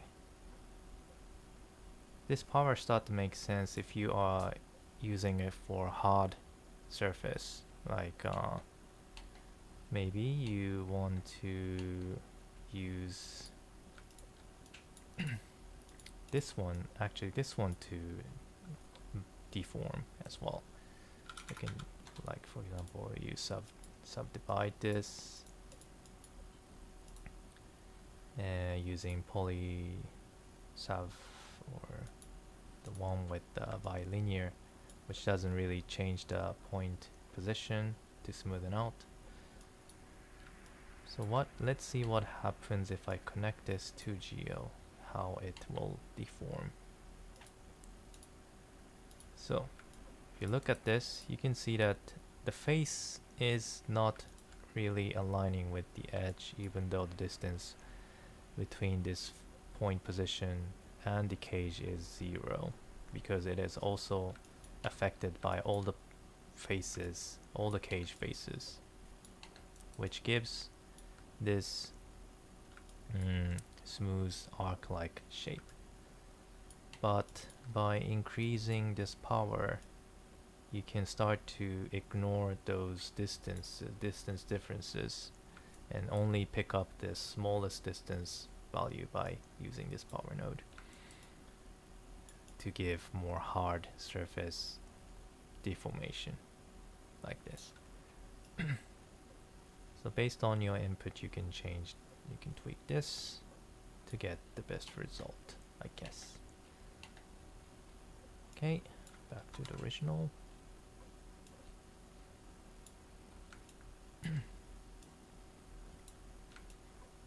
Like that. Okay, interesting. If you make it 0, what happens? Okay, so 0 means no deformation. Okay. So this is how I implemented the cage deformation. I mean, it's not just there are tons of ways to, I guess, implement this. So just consider this is one of the way, and might not be really efficient at all. But at least you get the algorithm, so you can modify it by yourself to make it more efficient, or using for totally other purposes based on the same idea. So as a base, maybe this could be interesting. Maybe this could be useful for some case. I mean, you could do exactly the same thing in Blender, I think. There's a Mesh Deform Modifier in Blender out of the box. So that's that. You can just use that if you use a Blender. For Houdini, I didn't find similar things other than the lattice thing. So yeah, that's why I kind of tried implementing it. I mean, I'm not sure if I wanna if I really use this for my project, but it was fun testing out the theory. Okay, so that's it. That's pretty much it. I sorry, wasn't checking the comment. Thanks for all the comments. Are you interested in creating your own AI model? Sure, yeah. I would love to.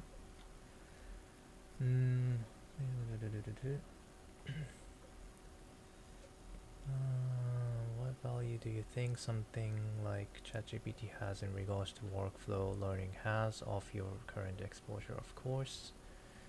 Think something like ChatGPT. Well, having ChatGPT as a learning base is really a good idea, I guess, because I also use that to enhance my knowledge a little bit.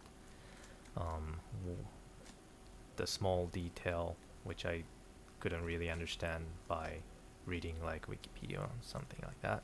So, which helped me a lot to understand more details with specific examples. So, in terms of the coding, also as well, creates the base code. So that's, I think, it's really nice. But the hard thing is that you still need to understand the basic algorithm in order to verify this if it is correct or not. At least, yeah.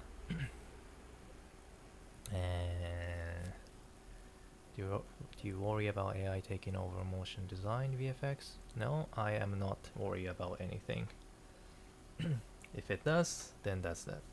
But at least, I mean, I'm just doing this as a hobby, so if I can learn the process in any way, even using AI, that's totally fine for me.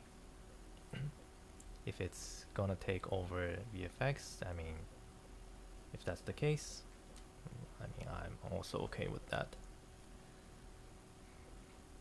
I mean, since I'm not in the industry, I mean, that's kind of one of the reasons.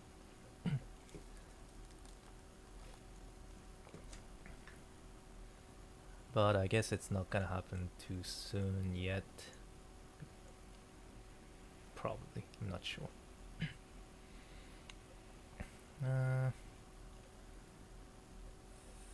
Where can I find your Lloyd algorithm HIF file? Yeah, I remember that. I remember writing that somewhere. I think it's on the GitHub, probably. Let me check.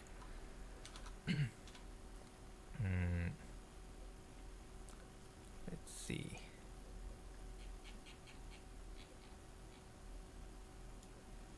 So this is the GitHub repository where I'm posting all the files for the tutorial. If you're not checking it out, please do. I have like more than 200 files here, posted here, which is called Houdini How to Horikawa. Okay. Anyway, I think I've created Lloyd algorithm somewhere. Maybe with an extra.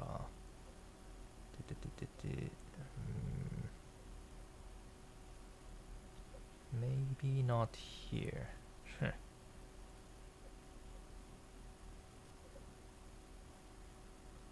Yeah, I forgot what was it called. Snippet.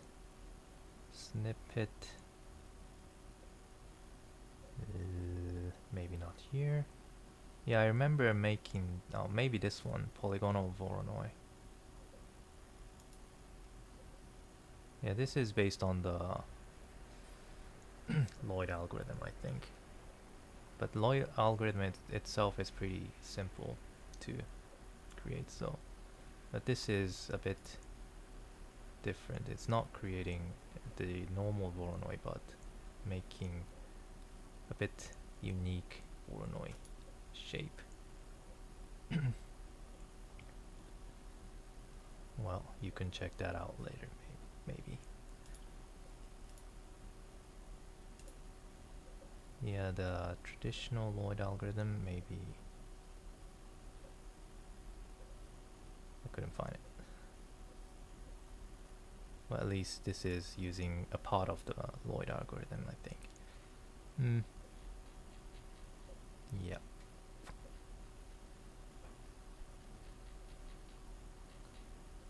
Okay, so let me know if you guys have any questions, feedbacks, or anything. How do you think about the ChatGPT? I mean, I am enjoying using it for sure. Yes. Sometimes it gives you some incorrect informations, but overall it does give you a base idea. And what I'm pretty amazed about is that it really gets what I'm asking, even if my question is so not organized.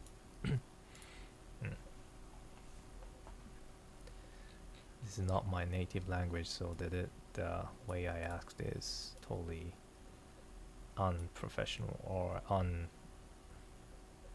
don't know, natural. But still, it tries to get what I meant. So that's good. That's what I'm really amazed of, I guess. Okay, so hopefully you find it interesting. I mean, one of the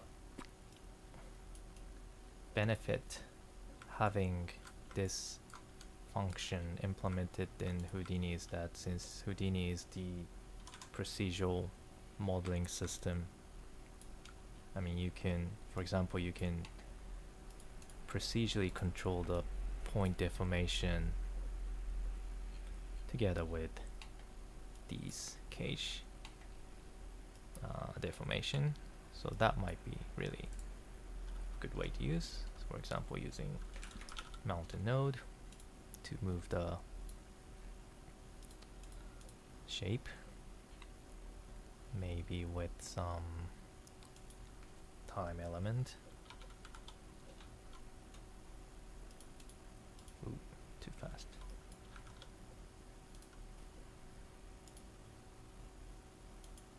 Maybe a little bit slower.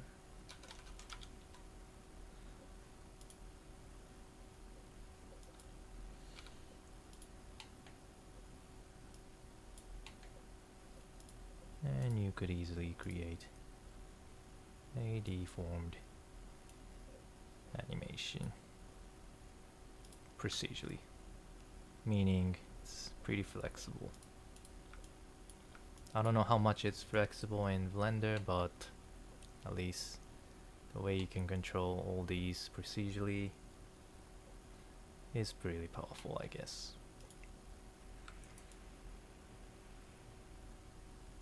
Yep.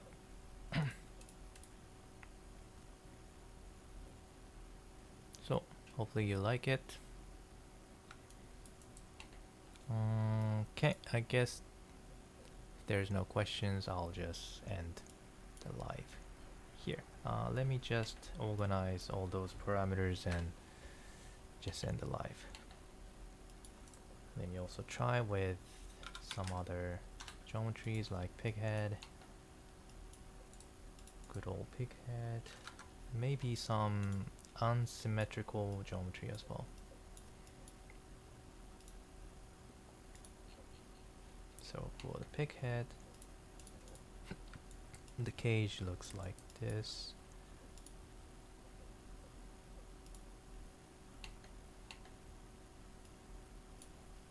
Let's try to deform manually.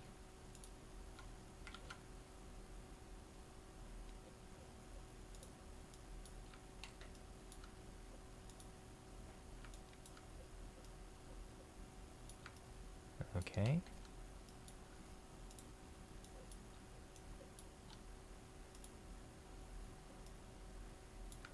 So now it looks like a bat. Yeah, it does look like a bat.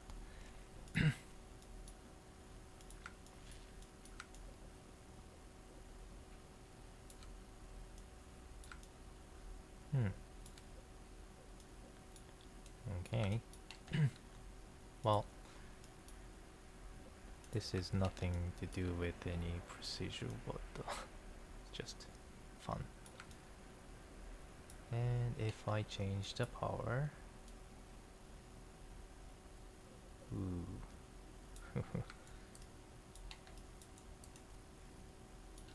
You see how it affects, how each triangle is affecting the movement of the vertices.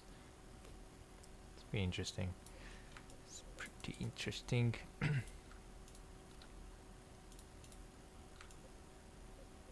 Okay, so this is the final cap. Okay, so let's create the null node.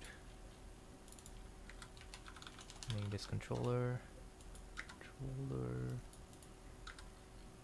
And let's have several parameters here. First of all, the shape, switch,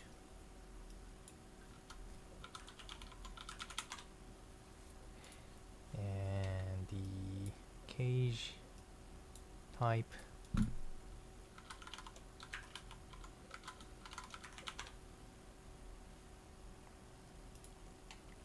You could also use a boundary box, I guess, so maybe let's create the bounding box as a cage as well,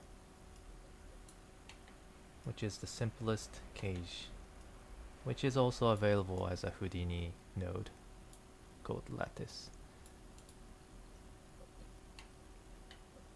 Let me see how it gonna look like with using the box. Reset it. So so right now I don't have any divisions to this box, so it's pretty similar to just a box. Okay, well,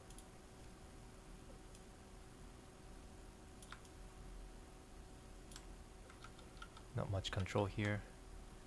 Let's subdivide it to have more edges. Like that. And see what happens. If I select those points. Okay. Seems valid. Okay. Oh well. Can't assume it. Alright. Where was it?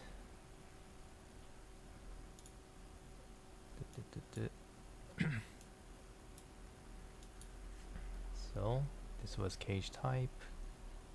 And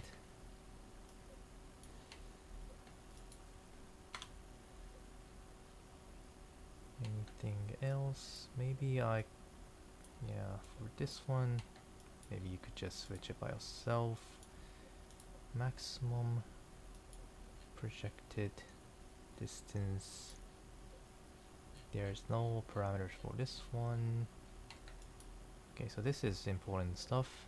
The power function. I'll just say power. I guess that's it. Well, small number of parameters for me. Yeah.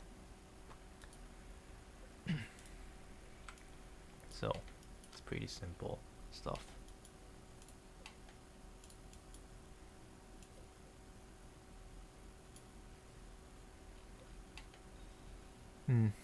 Only if I can procedurally control this rather than manually selecting the points, but I mean, so this is not the symmetrical version. This is unsymmetrical version cage, which might not be suitable for a symmetrical shape like big head, but still works. Yep. You could also rotate.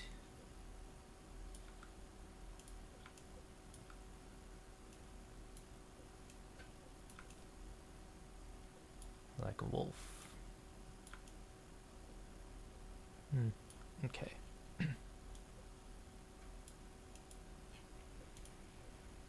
Anyway, play around with it.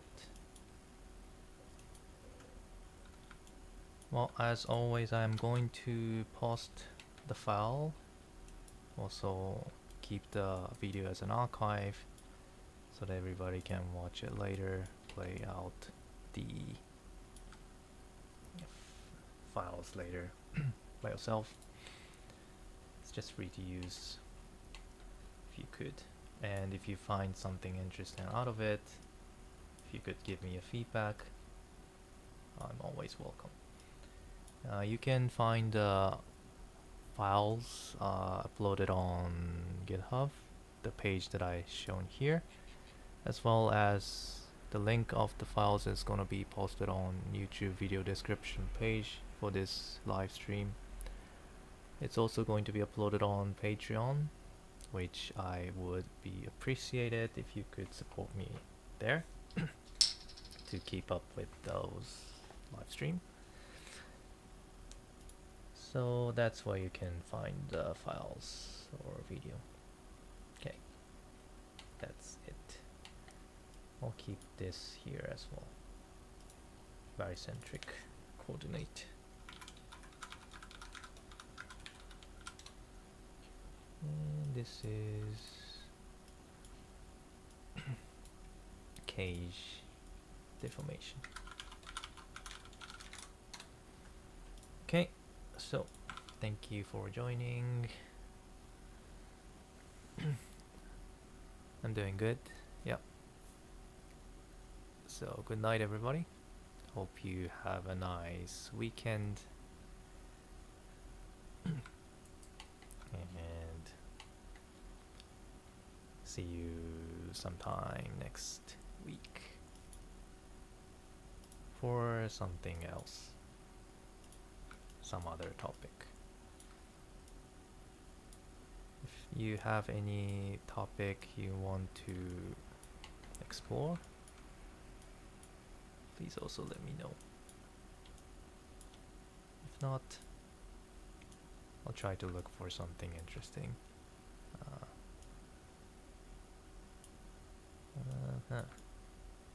It's cool. Fly like a wind.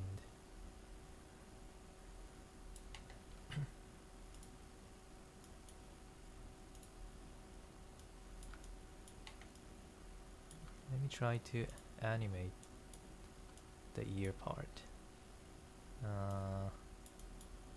Okay. I'll select this. Select using point wrangle.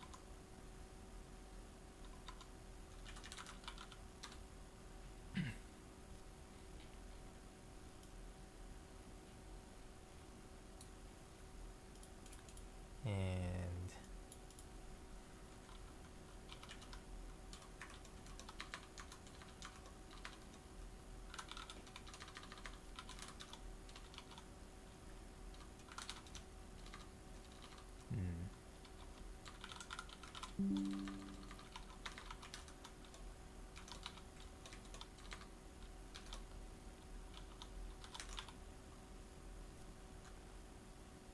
I'm just gonna say time.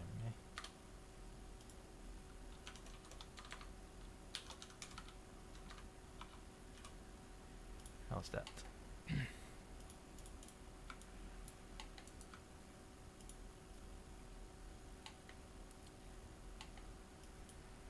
Okay, yeah, I can make it faster.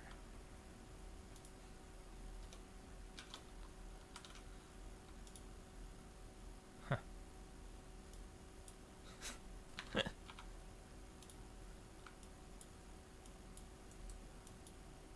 Okay, well, good night. Good night, everybody. Hope you have a nice weekend.